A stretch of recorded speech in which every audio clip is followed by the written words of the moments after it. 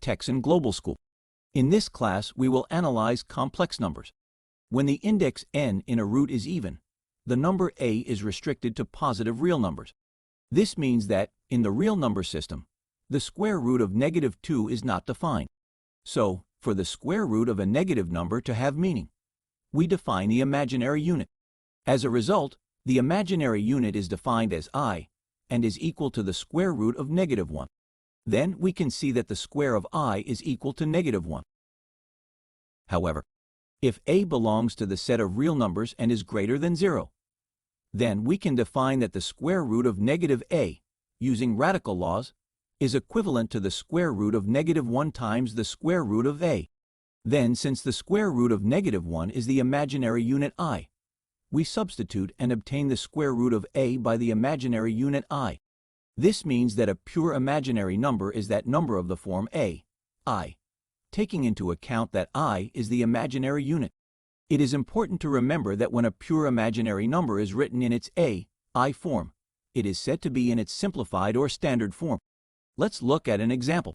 We will obtain the standard form of the square root of -9. We separate as two factors, -1 times 9 in square root. Using radical laws, we apply root to each factor.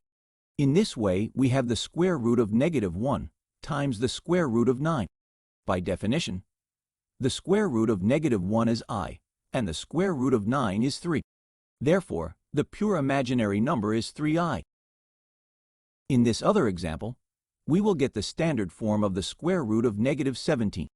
Similarly, we separate as two factors, -1 times 17 in square root. Using radical laws, we apply square root to each factor. In this way, we have the square root of -1 times the square root of 17.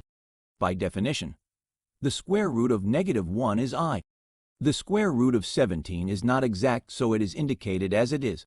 In this way, the pure imaginary number is the square root of 17i. In this third example, we will obtain the standard form of the square root of -20.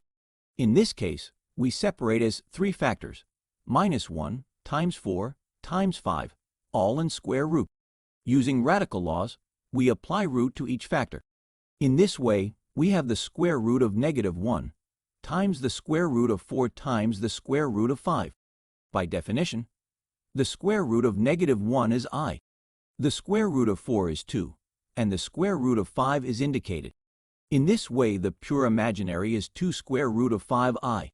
It is important to emphasize that the I is outside the radical symbol. Some authors represent the result as 2i times the square root of 5 to avoid confusion.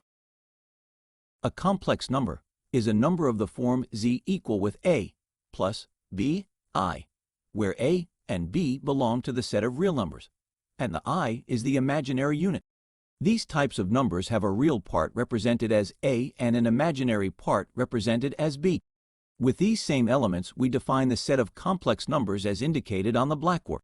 When a complex number is written in its a form plus bi, it is said to be in its simplified or standard form.